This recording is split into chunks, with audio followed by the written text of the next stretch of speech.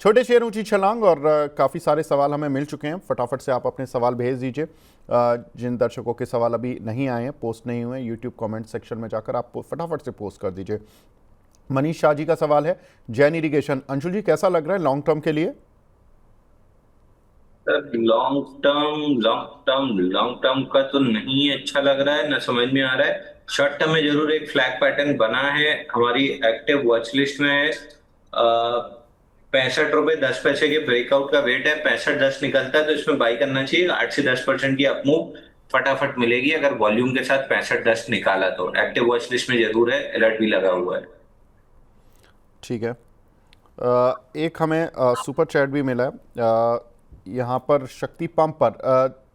चलिए इस पे मैं अभी बात करता हूँ, लेकिन एक जरा प्रीत कौर जी हैं हमारी साथ, वो दर्शक हैं, काफ़ी देर से सवाल पूछ रही हैं एनएमडीसी पर।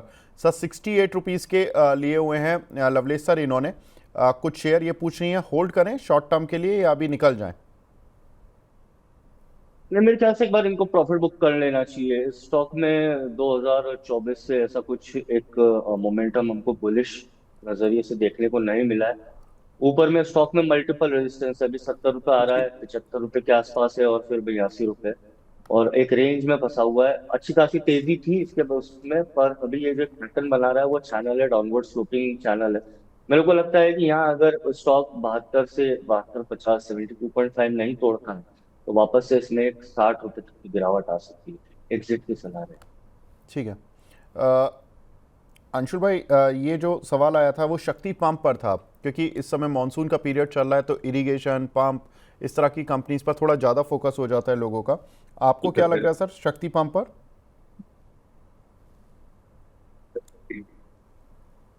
शक्ति पंप सर, जो वर्टिकल मूव आई है नीचे, इसमें वीकली चार्ट पे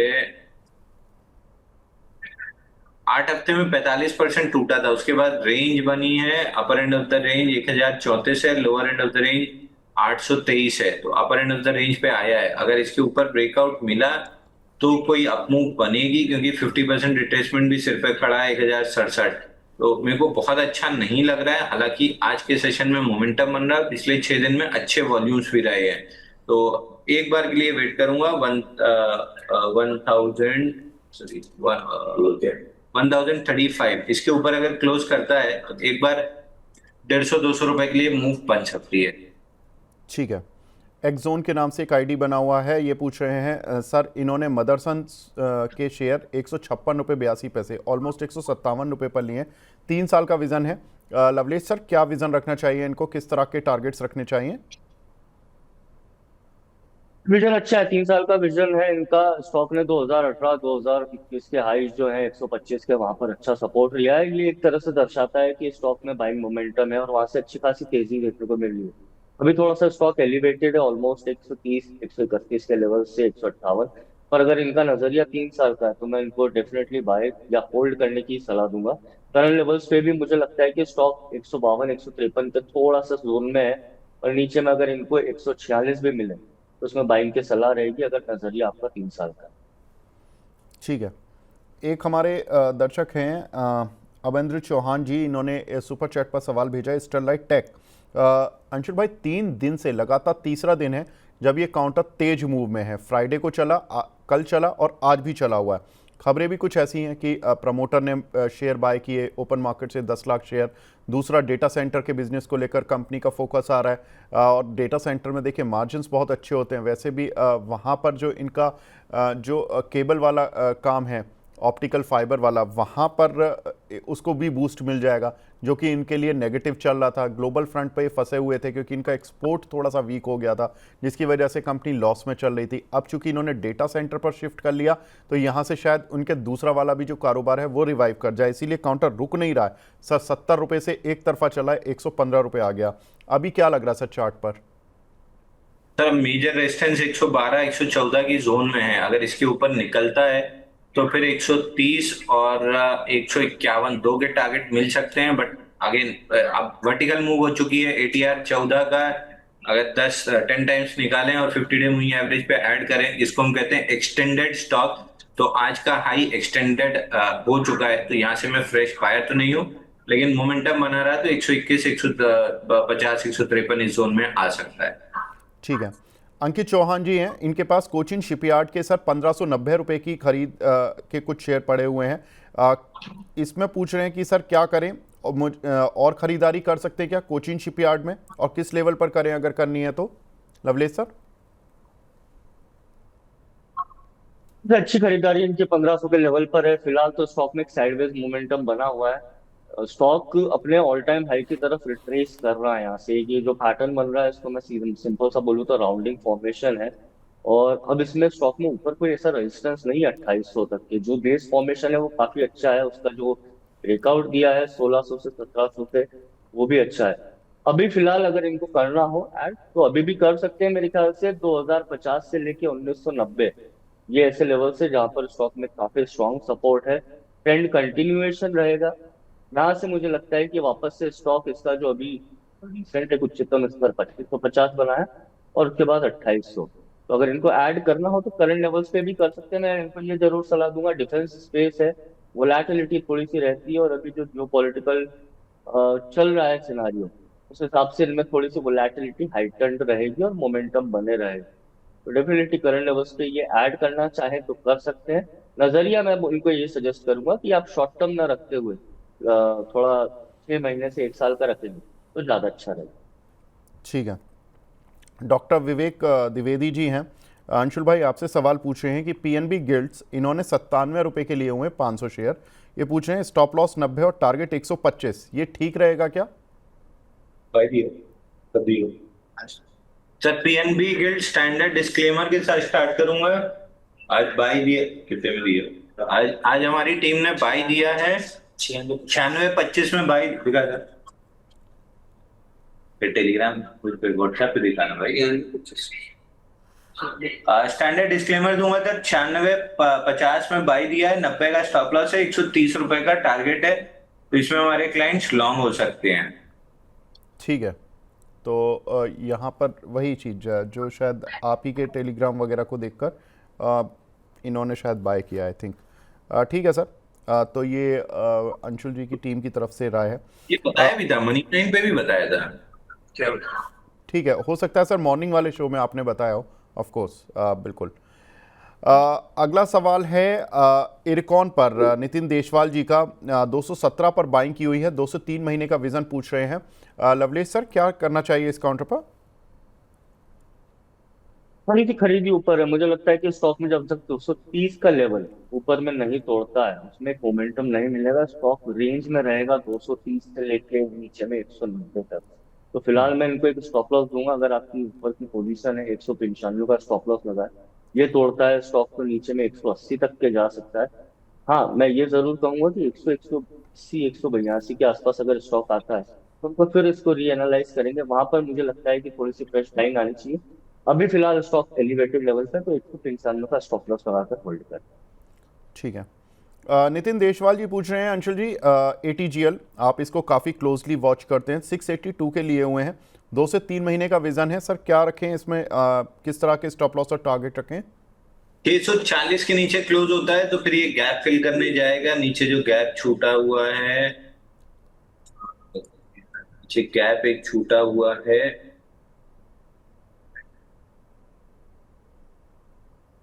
621 के आसपास। तो जब तक 640 के 642 एग्जैक्ट लेवल है, जब तक इसके ऊपर क्लोजिंग है तब तक आराम से होल्ड कीजिए। ऊपर में 708 दोबारा जाएगा और 708 निकलता है तो 781 तक भी जाएगा। तो कोई खास मेरे को दिक्कत अभी समझ में आ नहीं रही है। हालांकि मोमेंटम बनने में हो सकता है 1 हफ्ता 2 हफ्ता और लग जाए। वीकली चार्ट पे रिट्रेसमेंट ऑलरेडी मूविंग एवरेज तक कंप्लीट है। 1-2 हफ्ता लगा के फिर स्टॉक चल सकता है। 708, 781 रुपए लग रहा है। ठीक है, तो 708, 781 रुपये लग रहा है। यहाँ पर आप ध्यान रखें तो ज़्यादा बेहतर रहेगा। लवलेश सर, एसबीआई इस काउंटर पर आपकी राय सर? एसबीआई चूँकि हमने देखा कि रिजल्ट्स के बाद थोड़ा सा टेपेड हो गया था, लेकिन उसके बाद जैसे जैसे आरबीआई पॉलिसी आई तो थोड़ा सा मोमेंटम आए, अब फिर शांत होते जा रहे हैं सभी पीएसयू बैंक। क्या लग रहा है सर एसबीआई में?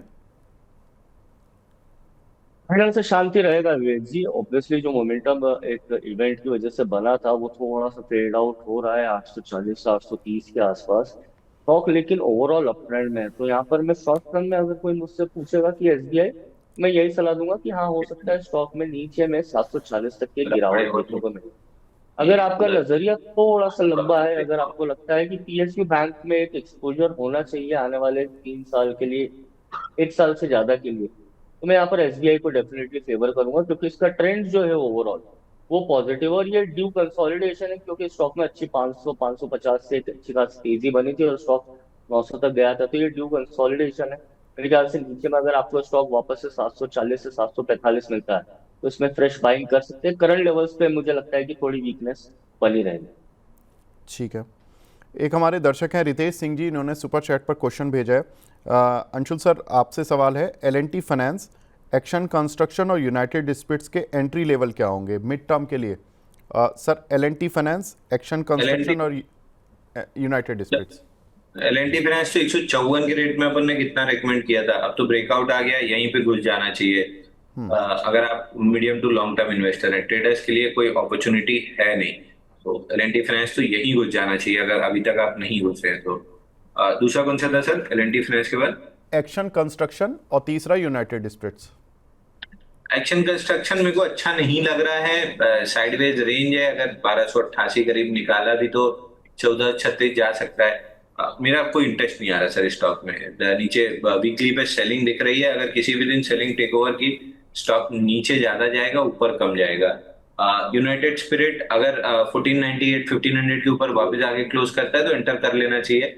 ओवरऑल अगर आप कहीं भी 1-1.5 साल का व्यू पकड़ रहा है ना, तो ये 10-20 रुपए का मुंह मत देखिए, घुस जाइए इसमें। स्टॉक जा रहा है 2050 तक, फिर वही है ना, 6 महीने बाद 2000, 1 साल बाद 2000 दिखेगा, तो फिर 10-20 रुपए के लिए जो मुंह देखने के चक्कर में रह गया तो पछतावा होगा। तो इन्वेस्टर को 10-20 रुपए नहीं देखना है, तो यहीं पे घुस जाए तो बेटर है। 1500 के ऊपर मोमेंटम बनेगा। अगर मतलब 75% क्वांटिटी यहीं ले लीजिए। अगर बाई दी वे एक आध मार्केट के झोंके में 1400 रुपए मिल गया तो बाकी भी ले लीजिएगा, उम्मीद कम है। अगर मार्केट के झोंके में मिल गया तो ठीक है, नहीं 75% तो यहीं ले लेना चाहिए। ठीक है। एक सवाल है, आईएसपी गुरुकुल के नाम से आईडी बना हुआ है। लवलेश सर, ओएनजीसी 258 के लिए हुए हैं और एनटीपीसी 392 के। सर, शॉर्ट टर्म टारगेट पूछे। राकेश शर्मा जी हैं अलवर से। जी, मैं यहाँ पे राकेश जी को सजेस्ट करूंगा कि शॉर्ट टर्म में मुझे लगता है कि ओएनजीसी में एक ब्रेकआउट तो हुआ है पर सस्टेन नहीं कर रहा है। मैं यहाँ पर सजेस्ट करूंगा आप 248 का स्टॉप लॉस लगा, ऊपर में स्टॉक में एक बार 260 तक के टारगेट देखने को मिलते हैं। और दूसरा स्टॉक ओएनजीसी के अलावा कौन सा बताया था विवेक जी आपने? सर, एनटीपीसी 392 रुपए का लिया हुआ है इन्होंने। एनटीपीसी फिलहाल तो मोमेंटम और न्यूज में बना था, पर वो प्राइस पे रिफ्लेक्ट नहीं हो रहा है। स्टॉक अभी भी कंसोलिडेशन में है। अच्छी बात यह है कि स्टॉक नीचे जो 325 330 का लेवल है वो सस्टेन कर रहा है। यहाँ पर इमीडिएट टारगेट मैं यहाँ पर इसमें अवॉइड करूंगा, क्योंकि ऐसा कुछ इसमें ब्रेकआउट हुआ नहीं है। हाँ, ये जरूर सजेस्ट करूंगा कि अगर 340 रुपए का स्तर एनटीपीसी तोड़ता है तो हमको इसमें मोमेंटम देखने को मिलता है। फिर उस स्टॉक में मुझे लगता है कि 365 से 370 तक की तेजी देखने को मिल सकती है। तो फिलहाल इसमें कोई शॉर्ट टर्म नहीं रहेगा टारगेट। हाँ, अगर नीचे में 330 मिले तो वहां पर आप बाय इनिशिएट कर सकते हैं, तब उसमें स्टॉप लॉस रहेगा 320 का, और वापस से 340 345 तक का लेवल देखने को मिल सकता है। ठीक है। प्रदीप शर्मा जी का सवाल है अंशुल भाई आपसे कि ये HCL टेक आपने शायद मॉर्निंग के प्रोग्राम में दिया होगा और आपने बोला होगा कि 1730 अगर ये पार करे तो इसको बाय करना है। सर, अब ये पूछ रहे हैं कि क्या टारगेट रखें और क्या स्टॉप लॉस रखें। अब ये ऊपर भी आ चुका है, 1733 ही चल रहा है अभी। अंशुल भाई अनम्यूट कर लीजिए सर। अनम्यूट है सर। अच्छा, अब आई आवाज, बिल्कुल बताइए। 1730 के ऊपर इन्वेस्टर्स के लिए बाई बोला है, ऑल टाइम हाई के लिए। ओके। ट्रेडिंग के लिए कृपया ना लें, ट्रेडिंग की बेट नहीं है। ओके, ठीक है। तो यहाँ पर ट्रेडिंग बैट नहीं है, ये जरूर ध्यान रखें। एक सवाल है सर, कोटक महिंद्रा बैंक पर रंजना शॉ जी का। लवलेश सर, इस पर क्या व्यू है?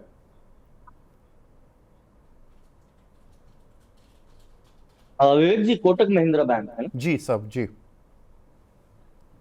ये अच्छा है, स्टॉक अच्छा है। मेरे ख्याल से अभी कंसोलिडेट होगा आने वाले समय में। मुझे लगता है कि ऊपर में गैप जोन इसने 2180 तक क्रिएट करा है। ये इसकी रेंज बनी रहेगी, क्योंकि इसमें जो ब्रेकआउट हुआ है विवेक जी, मैं बताता हूँ आपको, स्टॉक ने 2020 2021 के बाद ने रिसेंटली 2025 में 24 में लास्ट ईयर ब्रेकआउट दिया है। तो इसने कैरेक्टरिस्टिक उस बेयरिश दौर में तो यही बताया था कि ये प्रोबेबली हो सकता है कि आने वाली बुलिश रैली में लीड करे। अभी फिलहाल कंसोलिडेट कर रहा है। यहाँ पर मैं इनको सजेस्ट करूंगा, अगर स्टॉक आपको 2100 तक के लेवल पर मिले, 2100 से 2000 तक, तो डेफिनेटली इसमें बाय कर सकते हैं। स्टॉक में मल्टीपल सपोर्ट है 1990 से लेकर 1950 के जोन पे। ऊपर में मुझे लगता है स्टॉक वापस से 2251, जो इसने अभी रिसेंटली बनाया था और इसका 2021 का हाई है, वहां तक जा सकता है। एक बार वो ब्रेकआउट होता है, वो सस्टेन करता है और ट्रेंड फॉलो होता है, फिर 2457 तक के लेवल देखने को मिल सकते हैं। मैं फ्रेश बाइंग के मैंने आपको लेवल बताया 2100 से 2050 में मेरी बाइंग रेंज रहेगी। ठीक है। जुनैद दोसानी जी हैं, ये पूछ रहे हैं सर, अंशुल जी, इलेक्ट्रो स्टील 130 रुपए के इन्होंने कुछ शेयर लिए हुए हैं सर, इसमें क्या करें? अंशुल भाई, मुझे ध्यान है कि आपने मेरे ही शो में बताया था 112-13 रुपए पर, और if I am not wrong वो ट्रेडिंग के लिए था। शॉर्ट टर्म टारगेट मुझे याद नहीं है, बता दीजिए सर 112 उस दिन 110 रुपए का ब्रेकआउट दिया था, जो भी रेट में डिस्कस हुआ उस शो में 140 का टारगेट था। लेकिन अब आप एक चीज समझिए कि 112 से 3 दिन के अंदर 134 का हाई बना है, 20% का रिटर्न मिल रहा है। एफडी आपको 3 साल में देती है, 3 दिन में मिल रहा है। तो इससे ज्यादा फिर अगर आप लालच करेंगे तो फिर ट्रेडिंग में आपकी कैपिटल इंस्टीट्यूशन तो लेके जाएगा ही जाएगा। तो निकल ही जाए ना, मतलब यहाँ से तो। अभी भी 112 से 127 पे खड़ा है, 127 112, अभी भी 13% दे ही रहा है, यानी 2 साल की एफडी का रिटर्न तो आपको अभी भी मिल ही रहा है, निकल मुझे ही ये जाना समझ नहीं चाहिए। आता, मुझे ये समझ नहीं आता, जब 112 पे कॉल दी, वो भी ट्रेडिंग कॉल, तो इन्होंने 130 पे कहाँ जाकर पकड़ लिया? ये मतलब ये मिस्टेक पता नहीं रिटेल क्यों करते हैं। जुनैद भाई, ये क्यों कर दिया ऐसा? जब देखिए 112 पे कॉल दे रहे हैं वो, आप 130 पर पकड़ रहे हो, 140 का टारगेट, वो ठीक है, एक ह्यूमन साइकोलॉजी आ जाता है, लेकिन सर ये भी तो देखो कि शेयर 18 रुपये चल चुका है, अब आप 10 रुपये के लिए खेल रहे हो। और स्टॉप लॉस जो दिया था 112 वालों को, वो जो भी दिया होगा नीचे का लेवल मुझे याद नहीं है। अंशुल भाई, क्या स्टॉप लॉस दिया था उस दिन, कुछ याद हो अगर आपको तो? अरे उस दिन का ही स्टॉप लॉस होगा, ये दिन ब्रेकआउट है, उस दिन लो बना था 107, 112 में भी दिया होगा तो 107 का स्टॉप लॉस था, क्योंकि जनरली स्टॉक डे लो होता है जिस दिन ब्रेकआउट लेता है, उस दिन का लो 107.11 है, तो 107 रुपए का स्टॉप लॉस दिया होगा। ठीक है। तो वही ध्यान रखें अपने स्टॉप लॉसेस और टारगेट के लिए, क्योंकि ये चीज़ें बड़ी ख़तरनाक होती हैं। देखिए, मनी से खेलना नहीं है अपने को। आगे बढ़ते हैं। अगला सवाल है रिलायंस पेट्रो, ये कहाँ से आ गए? रिलायंस पेट्रो के डिवेंचर सर्टिफिकेट है, उनके बारे में पूछना है अंशुल जी से। लेकिन रिलायंस पेट्रो के डिवेंचर सर्टिफिकेट, लवलेश सर आप बताएं सर, अगर किसी पे डिवेंचर सर्टिफिकेट पड़े हों तो क्या करें? मतलब इसमें कैसा भुगतान मिलेगा, अगर कुछ आइडिया हो सर आपको? नहीं, मुझे इस बारे में कोई नॉलेज नहीं है, तो मैं ये अच्छा। अंशुल को ही बोलूंगा, वही जवाब दे तो ज्यादा अच्छा है। अंशुल भाई, ये आइडिया है क्या, डिबेंचर सर्टिफिकेट का पैसा कैसे मिलेगा? अरे देखो, आप भोपाल जाओ ना तो वहां तांगा दिखता है, तांगे के आगे घोड़ा होता है, घोड़े के ना दो ऐसे वो लगे रहते हैं कि वो इधर उधर ना देखे, सीधा अपने रास्ते पे देखे। तो मेरे को सीधा दिखता है कि पहला एक बाई आया, उसके बाद छोटी कंसोलिडेशन बिना वॉल्यूम के आई, और जैसे ही ब्रेकआउट आया बाई करना है। इसके बाद इधर डिबेंचर, इधर शेयर, इधर फला, मैं दुनिया देखते नहीं हूँ सर, मेरे को सिर्फ घोड़े की तरह सीधा दिखता है मेरा पैटर्न। है तो काम करना है, नहीं है तो आगे बढ़ो। दुनिया में हजारों चीजें कितना दिमाग में भरूंगा मैं, मेरे को बिल्कुल कोई आइडिया नहीं है, ना मैं जानने का इच्छुक हूँ। चलिए ठीक है, तो थोड़ा सा मैं बता देता हूँ सर आपको कि आप अच्छा, जी। इसमें विवेक जी मैं बताऊं, इनको एक डेट होगी उस डिबेंचर सर्टिफिकेट पे, जो इश्यू डेट होगी, तो उसके हिसाब से इसमें लिखा होगा कि कितने साल का है लमसम रिडम्पशन जो इनकी मेच्योरिटी का होगा। मेरे ख्याल से रिलायंस में जो भी इशू करे होंगे तो उसकी टाइम ड्यूरेशन होगी, तो उसमें इनको काफी कुछ पता चल जाएगा कि उसकी ड्यूरेशन क्या थी, और उसको अगर रिडीम करना हो तो वो रिडीम कर सकते हैं, या कितने ड्यूरेशन का है, पूरा प्रिंसिपल इनको मिल जाएगा विद इंटरेस्ट। मेरे ख्याल से वो एक काफी कुछ सिंपल सा एक सॉल्यूशन रहेगा उसमें। मेरे ख्याल से इतना कुछ रॉकेट साइंस रहेगा नहीं, पर हाँ, जैसे अंशुल ने बोला, मैं भी मैं काफी कुछ टेक्निकल पे फॉलो करता हूँ, तो ये काफी एक जेनरिक हो गया। मेरे ख्याल से आप भी इसको समझा सकते बिल्कुल सर, यही बात है कि उसमें आप रजिस्ट्रार रिलायंस इंडस्ट्रीज़ के, क्योंकि रिलायंस पेट्रोलियम मर्ज हो गई थी रिलायंस इंडस्ट्रीज़ में, तो आप बीएससी की साइट पर जाएंगे, रिलायंस इंडस्ट्रीज़ के रजिस्ट्रार को फ़ोन करिए, उसमें फ़ोन नंबर होगा, वो आपको सब समझा देंगे। हो सकता है आपको वो डॉक्यूमेंट्स भेजने पड़े या आपको जाना पड़े उनके ऑफिस रजिस्ट्रार के, वहाँ से आपका काम हो जाएगा। तो उतना ज़्यादा डरने घबराने की ज़रूरत नहीं है, आपका पैसा सेफ है सर। आगे बढ़ते हैं अंशुल जी, मुझे पता है आज आपने टाइम ड्यूरेशन बहुत छोटी दी है, केवल 11:30 बजे तक है, तो मैं 2 सवाल आपसे फटाफट से ले लेता हूँ, फिर आपको फ्री कर देता हूँ। एक तो जैसाराम मून जी का सवाल है फैट फिना पर, ये पूछ रहे हैं कि सर आपका टारगेट क्या है? फेडिफिना फेडिफिना में पहला टारगेट तो मेरे ख्याल से हो ही गया है। हाँ, 120 का पहला रेजिस्टेंस और टारगेट दोनों पकड़ लीजिए। वो था आज 119.59 का हाई है। अगर अब यहाँ से 120 निकला, चूंकि वीकली पे वर्टिकल है, 1 2 3 4 5 छठवां अप वीक है, तो मेरे को अब लग नहीं रहा कि 120 निकलेगा। बट अगर निकला तो 129.98 अगला स्विंग आई है, वहां तक जा सकता है। 6 अप वीक हो चुके हैं। जनरली कोई भी मूव 3 से 5 बार की होती है। 6th अप वीक है, एट स्विंग हाई वीकली है, यहाँ पे बुक कर लेना सबसे लॉजिकल चीज होती है। ठीक है।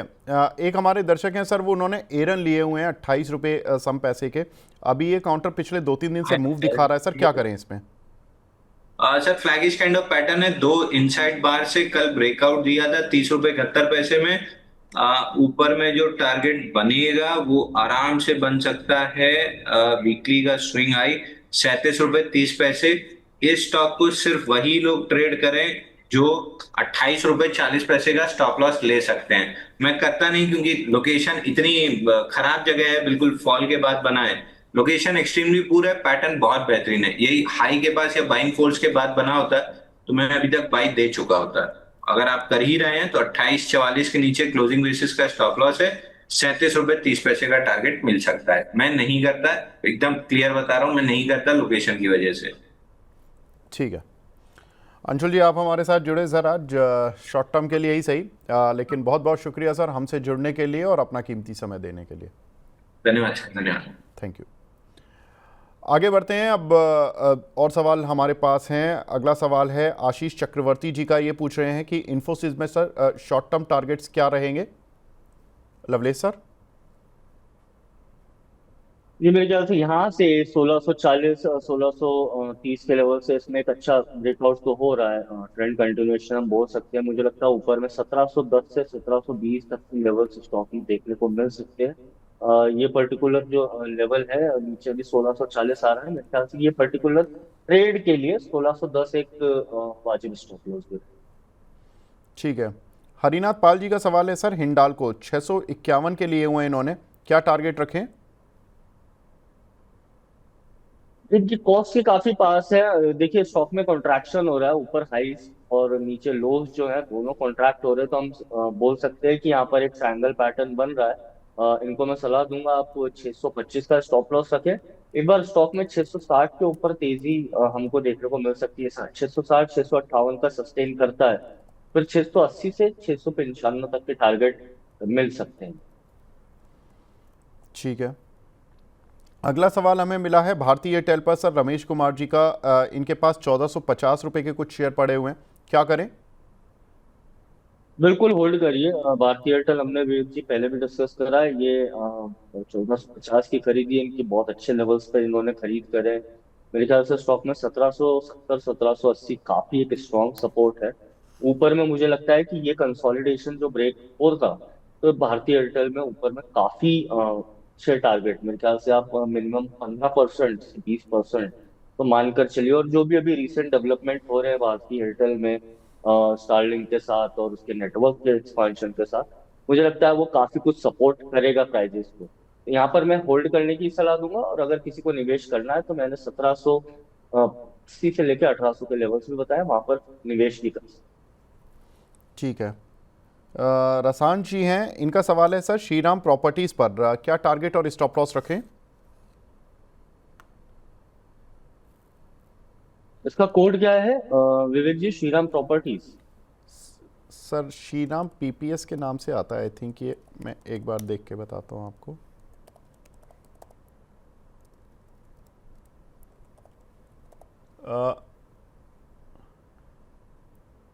ये सर स्क्रीन पे तो हमारे आ रहा है श्रीराम प्रॉपर्टीज 101 रुपये का। मैं बता देता हूँ। जी 101 रुपए का आ रहा है। देखिए बिल्कुल सर, स्टॉक श्रीराम में पीपीएस के नाम से ही आता है ये, श्रीराम पीपीएस हाँ, श्रीराम 101 रुपये का। PPS, right right. Vivek ji, इसमें मैं इनको एक सलाह दूंगा कि देखिए स्टॉक में 2024 2024 के शुरुआत से मैं बोलूँ तो ऐसी कोई खास तेजी देखने को मिली नहीं है। स्टॉक में हमको काफी कुछ एक तेजी शॉर्ट टर्म में देखने को मिली है। हो सकता है स्टॉक में 74-75 रुपए से स्टॉक एकदम अभी 101 102 रुपए आ गया हो, और एलिवेटेड रन है यहाँ पर। अगर बाय भी करेंगे तो यहाँ पर स्टॉप लॉस बहुत दूर हो जाता है। स्टॉप लॉस नीचे में फिर कम से कम यहाँ से तो 20% नीचे हो जाता है। तो मैं फिलहाल के लेवल्स पे तो बाय की सलाह नहीं दूंगा क्योंकि काफी एलिवेटेड है। हाँ, 86 88 के जोन के आसपास वापस से स्टॉक में अगर करेक्शन बनती है तो हमको फिर से एनालिसिस करेंगे। फिलहाल तो मैं इसमें बाय की सलाह इसलिए भी नहीं दूंगा कि रिस्क रिवॉर्ड फेवरेबल नहीं है। ठीक है, तो रिस्क रिवॉर्ड इतना फेवरेबल नहीं है यहाँ पर। सर की राय मिल चुकी है। सुमीर जी का सवाल है सर, जियो फाइनेंस इनके पास 280 रुपये के पड़े हुए हैं, इसमें क्या करें सर? क्या लॉन्ग टर्म और शॉर्ट टर्म टारगेट रखें? देखिए फिलहाल तो एलिवेटेड है। 240 245 का हमने स्टॉक डिस्कस भी करा था। मुझे लगता है 300 305 पे काफी स्ट्रॉन्ग रेजिस्टेंस है इसमें। और ये जो करेक्शन करेंटली आ रहा है ये ओवरड्यू भी था। 280 का स्टॉप लॉस लगाएं अगर इनके पास है तो मैं यही सजेस्ट करूंगा। थोड़ा सा नजरिया आप लंबा रखें। एक बार स्टॉक में 306 का लेवल टूटता है फिर हमको इसमें 344 से लेके 355 तक के लेवल्स देखने को मिल सकते हैं। लॉन्ग टर्म में स्टॉक बहुत अच्छा है। शॉर्ट टर्म की वोलेटिलिटी हो सकता है आपको हर्ट करे। तो अगर आपका नजरिया लॉन्ग टर्म है तो डेफिनेटली आप नीचे 280 282 के आसपास निवेश कर सकते हैं। और ऊपर में मैं 330 से 340 के आपको टारगेट दीजिए। ठीक है। एस के आहूजा जी का सवाल है सर, पीएनबी 1000 शेयर पड़े हुए हैं इनके पास 60 रुपये के, ये अच्छा इनको वैल्यू मिल रही है सर, 106 107 की रेंज पर चल रहा है, तो रिटर्न तो ठीक ठाक है। बिल्कुल, इन्होंने 60 रुपए, हाँ, 2023 2024 का निवेश है ये, क्योंकि स्टॉक ने अभी रिसेंटली इतना डायरेक्शन दिया नहीं है। नीचे अभी 85 तक भी आया था रिसेंटली 2025 में, तो काफी कुछ सस्टेन करा है। मेरे ख्याल से हायर हायर लो का फॉर्मेशन है। ऊपर में स्टॉक वापस से 117 से 118 लेवल्स के टेस्ट कर सकता है। ये जरूर है, स्टॉक में थोड़ी सी वोलेटिलिटी ज्यादा रहती है, गैप्स थोड़े से ज्यादा होते हैं। तो इनको मैं सजेस्ट करूंगा आप होल्ड करें। आपकी खरीदी अच्छी है, नजरिया थोड़ा लंबा रखें। मेरे ख्याल से डेफिनेटली आपको यहाँ से 117 118 शॉर्ट टर्म के टारगेट तो मिल सकते हैं। लॉन्ग टर्म में तो ऑब्वियसली स्टॉक में अच्छा गेन हो।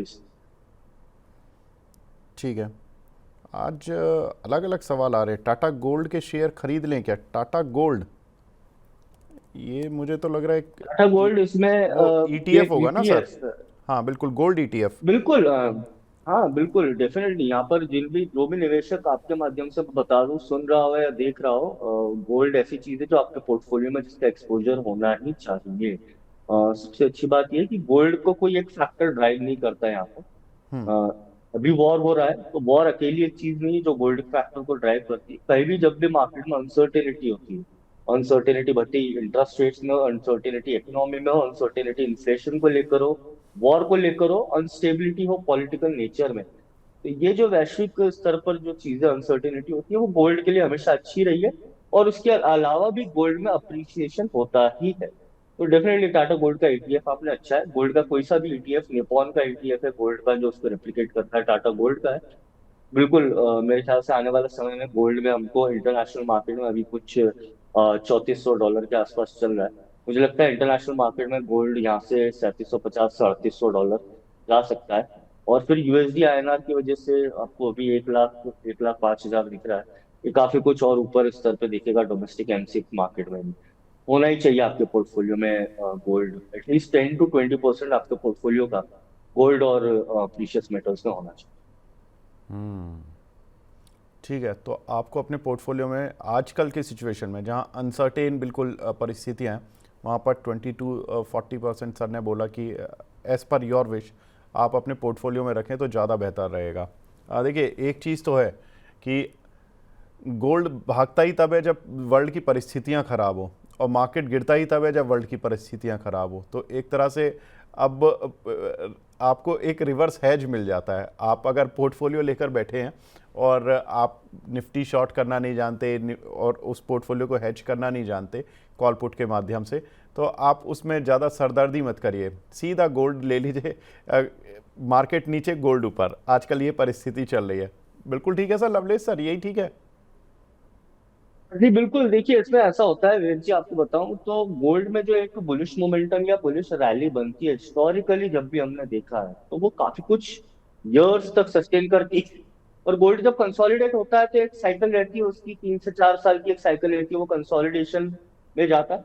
अभी जो जोन चल रहा है, अभी जो मोमेंटम है गोल्ड में, वो काफी फ्रेश है। और इसने जो इसका ऑल टाइम हाई है वो 2023 में ब्रेक करा है, और वो भी 1900 के लेवल्स पर। हम स्टॉक्स की बात करते हैं, मार्केट्स की बात करते हैं, पर अगर यहाँ से देखें तो गोल्ड में 30% तो अप्रिसिएशन हो ही चुका है, और अभी वो कंटिन्यूड रहेगा। तो डेफिनेटली आपके पोर्टफोलियो में मतलब एक ईटीएफ जिसका एक्सपोजर गोल्ड में हो, वो होना चाहिए। ठीक है, तो गोल्ड ने प्रूव किया है कि वो अच्छी एक प्रोडक्ट रहा है। और देखिए अब 1 लाख के आसपास आ चुका है गोल्ड, और काफ़ी तेज़ी से चला। 2019 में आई रिमेंबर ये शायद 33-35 हज़ार के आसपास था, वहाँ से 3 गुना हो चुका है। और अगर आप मार्केट में भी देखेंगे, निफ्टी या कुछ भी कोई भी इंडिसेस पकड़ लीजिए, जो मेजर इंडिसेस हैं, मैं मिड कैप स्मॉल कैप या ऐसी निफ्टी नेक्स्ट 50 टाइप के इंडेक्स की बात नहीं कर रहा जहाँ पर बीटा थोड़ा ज़्यादा होता है, उनसे कंपैरिजन करेंगे निफ्टी सेंसेक्स से, तो आपको रिटर्न ठीक ठाक मिल गए हैं। तो gold is a safe investment now, और जितना जियोपॉलिटिकल वॉर टाइप सिचुएशन होंगी तो गोल्ड भागता ही रहेगा। अगला सवाल है सर, आइनॉक्स विंड और इरिडा, विश्वजीत घोष जी का, इसमें क्या करना चाहिए सर? ये आइनॉक्स विंड मेरे ख्याल से अच्छा स्टॉक है, हमने पहले डिस्कस करा है। ये स्टॉक अगर आपको 150 से 160 के जोन में मिले तो डेफिनेटली मेरे ख्याल से ये अच्छा स्टॉक है। लेकिन इसमें नजरिया थोड़ा सा ऐसा, मैं बताऊं आपको कि आप शॉर्ट टर्म न रखें, थोड़ा लंबा रखें। और दूसरा आपने जो बताया इरिडा, इरिडा में एक्चुअली ये प्रॉब्लम है कि स्टॉक में ऊपर में मल्टीपल रेजिस्टेंस है। जब भी स्टॉक में एक तेजी आती है, स्टॉक में हमको सेलिंग प्रेशर दिखता है, और वो अभी भी है। स्टॉक अभी 182 182 तक गया था, उसके बाद फिर से हमको इसमें तेजी बिकवाली देखने को मिली, और बिकवाली में भी गैप डाउन। मुझे लगता है यहाँ से इरडा में अगर 160 का लेवल टूटता है और थोड़ी सी इसमें गिरावट आ सकती है, तो आइनॉक्स विंड पे मेरी डेफिनेटली बाय की सलाह रहेगी। पर इरडा में मुझे लगता है कि अभी भी और एक बार कमजोरी बन सकती है और निचले स्तर देखने को मिल सकते हैं। ठीक है, संजय त्रिवेदी जी का सवाल है सर, टाइम टेक्नोप्लास 450 रुपये के इन्होंने कुछ शेयर लिए हुए हैं, क्या करें इसमें? होल्ड करिए, फ्रेश ब्रेकआउट है मेरे ख्याल से 422 पे। अगर आपका नजरिया शॉर्ट टर्म है तो आप इसमें 420 के नीचे का स्टॉप लॉस लगाए, 419 का, और होल्ड कर कर बैठे। मुझे लगता है 478 का ये शॉर्ट टर्म टारगेट है। अगर कोई यहाँ पर मोमेंटम और ट्रेंड फॉलो करना चाहता है तो मुझे लगता है कि स्टॉक में जो तेजी बनी है वो 504 तक की रहेगी। थोड़ी सी वोलेटिलिटी रह सकती है, 504 के बाद स्टॉक ऑल टाइम हाई की तरफ अनचार्टेड टेरिटरी में जाएगा, फिर तो इसके टारगेट्स और भी निकल कर आ सकते हैं। पर फिलहाल के सेटअप के हिसाब से स्टॉक अच्छा है, 480 तक का एक शॉर्ट टर्म टारगेट आप कर सकते हैं। एक हमारे दर्शक हैं वो बीएससी पर सवाल पूछ रहे हैं कि सर बीएससी का टारगेट सजेस्ट कर दें। मैं एक सर आपकी प्रतिक्रिया लेने से पहले एक चीज़ और बता देता हूँ बीएससी के बारे में। आज गोल्डमैन सैक्स की भी एक रिपोर्ट आई है जिन्होंने कि न्यूट्रल रखा है इस पर अपना आउटलुक और टारगेट, लेकिन उन्होंने बढ़ाया। टारगेट उनका 2110 था पहले, अब उन्होंने बढ़ाकर 2490 रुपये कर दिया है। जो उन्होंने बीएससी के बारे में कुछ बातें बताई हैं वो बताया है कि ऑप्शंस ट्रेडिंग वॉल्यूम और एक्सपायरी डेट डिसीजन इनके लिए की कैटलिस्ट है, जिसकी वजह से ये काउंटर चला भी है। वॉलेटिलिटी और उसकी relationship with option trading is difficult to predict, तो ये बताना थोड़ा सा मुश्किल है कि यहाँ से कितनी इनकम इनकी बनी रहेगी। बीएससी का जो एक निर्भरता है on this income stream at 60%, जो कि काफ़ी ज़्यादा हो चुकी है। तो यहाँ पर डिसअपॉइंटमेंट के लिए there is no room as valuation remains at the top end of historical range. तो वैल्यूएशन तो ऑफ कोर्स बीएससी को लेकर वैल्यूएशन का सवाल नहीं उठे, ऐसा हो नहीं पाता। लवलेश सर, क्या लग रहा है, आपकी क्या राय है इस पर? देखिए, पहली बात मैं यहाँ पर एक बता दूं कि यहाँ पर टारगेट जैसी कोई चीज नहीं होती। हाँ, अगर हम शॉर्ट टर्म ट्रेडर हैं, हम इंट्राडे ट्रेडर हैं या ओवरनाइट स्विंग ट्रेडिंग कर रहे हैं, तो हम एक टारगेट लगाते हैं कि बहुत सारे तरीके होते हैं कैलकुलेट करने के। भले ही वो हम टू रेंज ले लें, एटीआर ले लें, उसका मल्टीपल फैक्टर ले लें, या प्राइस एक्सपांशन के बेस पर ले लें, फिबोनाची ले लें। ये शॉर्ट टर्म की बात कर रहा हूँ। यहाँ पर आपने बोला कि लॉन्ग टर्म में टारगेट क्या, तो लॉन्ग टर्म में मेरे ख्याल से टारगेट्स ऐसे बहुत सारे आ सकते हैं जो वैलिड हो या इनवैलिड।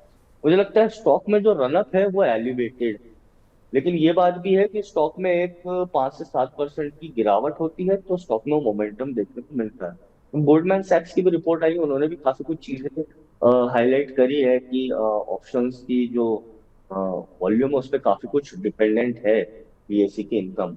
और बीएससी को देखकर हमने एनएससी का भी शेयर भाव देखा ग्रे मार्केट में कैसा चला है। करंट लेवल्स में मुझे लगता है कि 2350 से लेके 2400 के आसपास अगर बीएससी मिलता है, काफी अच्छा है, हम इसमें फिर से बाय कर सकते हैं। अभी मुझे लगता है कि शॉर्ट टर्म में थोड़ी सी गिरावट रहेगी। अगर ये स्टॉक 2400 के नीचे मिलता है तो बिल्कुल ऐड करें। जहां तक कि अपसाइड टारगेट है, तो प्रीवियस ऑल टाइम हाई जो है 3000, वो इसका इमीडिएट टारगेट बन जाता है, और उसके ऊपर निकला तो फिर तो आसमान खुला है।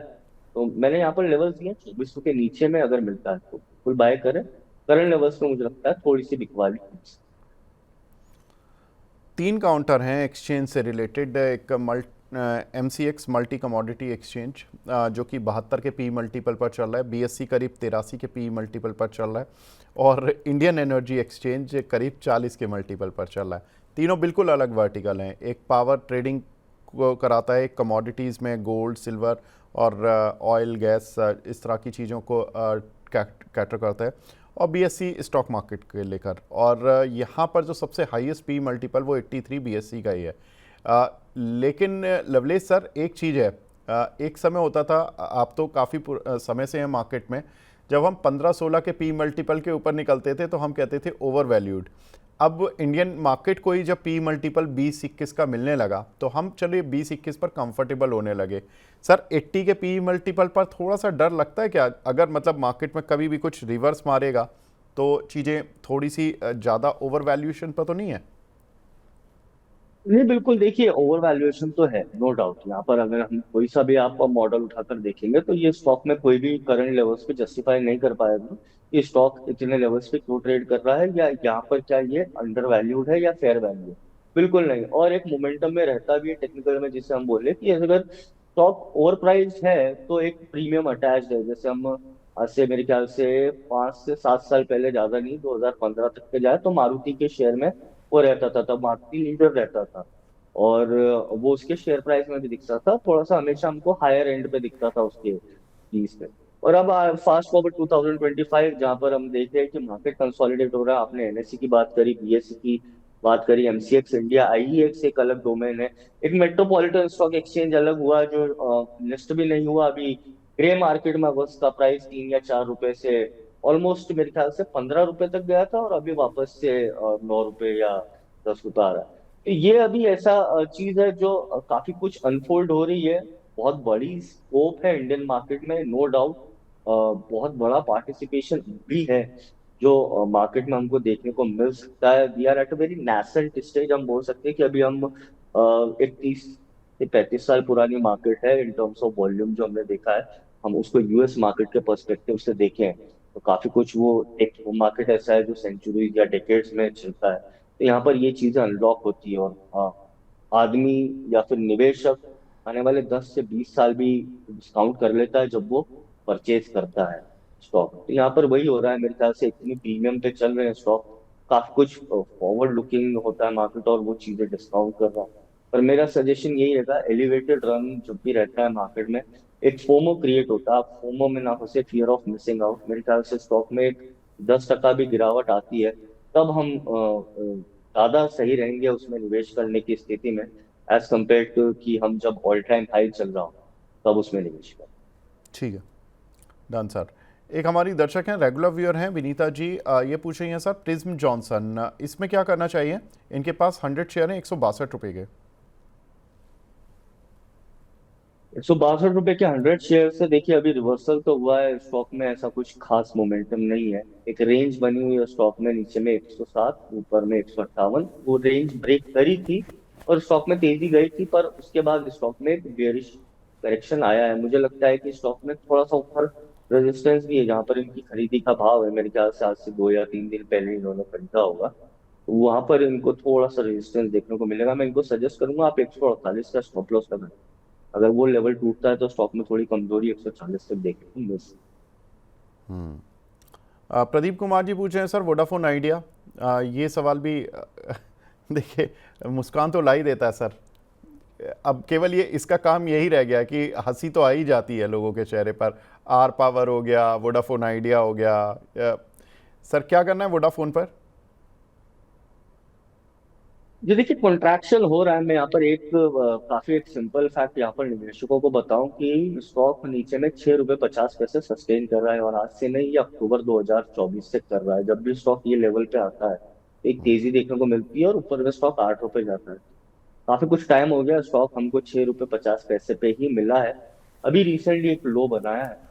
मुझे लगता है काफी शॉर्ट टर्म में अगर कोई सिर्फ शॉर्ट टर्म ट्रेडर है तो यहाँ पर थोड़ा सा 6 रुपए 40 रुपए का स्टॉप लॉस लगाए। ऊपर में 7 रुपए 20 पैसे और 7 रुपए 40 पैसे, बस यही इनका काम है short term trading Vodafone idea में। बाकी उम्मीदों के बेसिस पे तो पता नहीं कितने लोग उम्मीद लगाकर बैठे होंगे इस स्टॉक के लिए। शॉर्ट टर्म में मैंने आपको 6 रुपए 40 पैसे का स्टॉप लॉस दिया, 7 रुपए 25 पैसे, 8 रुपए टारगेट। ठीक है। एक हमारे दर्शक हैं सर, न्यू इन्वेस्टर के नाम से आईडी है, जिंदल 100 पर पूछ रहे हैं, 554 रुपये का इन्होंने लिए हुए हैं। सर पाइप कंपनियां जनरली जब क्रूड ऑयल बढ़ता है तो ये जो पाइप वाली कंपनियां होती हैं जो क्रूड ऑयल या गैस के ट्रांसपोर्ट में काम आती हैं, इन पर भी सर्ज आ जाता है। आपका व्यू सर? ये अच्छा है स्टॉक, मेरे ख्याल से अच्छी खासी इसमें मोमेंटम देखने को मिला है। अभी एक साइडवेज कंसोलिडेशन है, पर स्टॉक में एक अच्छा स्ट्रॉन्ग बॉटम है 206 207 के आसपास।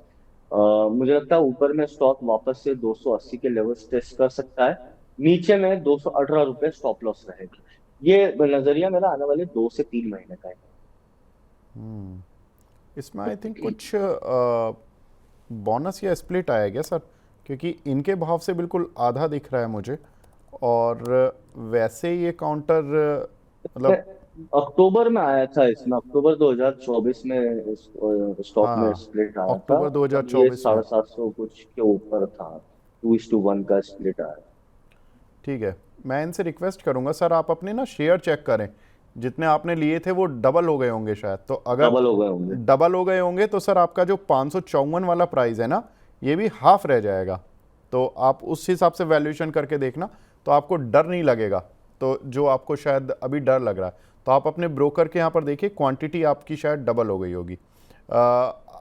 आगे बढ़ते हैं सर। यहाँ पर एक सवाल है भुवनेश मिश्रा जी का, KRN हीट एक्सचेंजर पर।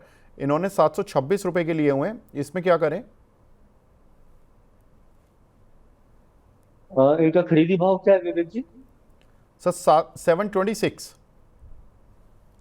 726। मैं इनको सजेस्ट करूंगा आप 660 रुपए का स्टॉप लॉस लगाया, बने रहिए स्टॉक में। थोड़ा सा मैं यहाँ पर थोड़ा सा डाइट से इसलिए हूँ कि स्टॉक में वोलेटिलिटी, वॉल्यूम एक फैक्टर है, थोड़ा सा लो लिक्विडिटी स्टॉक है। 660 रुपए का स्टॉप लॉस लगाया, एक बार स्टॉक में 780 का लेवल क्रॉस होता है तो फिर से इसमें ट्रेंड कंटिन्यूएशन रहेगा। 660 रुपए के स्टॉप लॉस के साथ आप इस स्टॉक में बने रह सकते ठीक है। एक सुपर चैट पर सवाल आया सर साईं प्रवीण जी का, ये बोल रहे हैं कि सर ACC में पोर्टफोलियो में खरीदारी कर लें पोर्टफोलियो के लिए, गुड लेवल्स हैं। आज सर खबर भी आई है, क्योंकि मैं एक रिपोर्ट पढ़ रहा था कि सीमेंट के जो भाव हैं वो कोविड के बाद सबसे ज़्यादा हाई लेवल पर आ चुके हैं।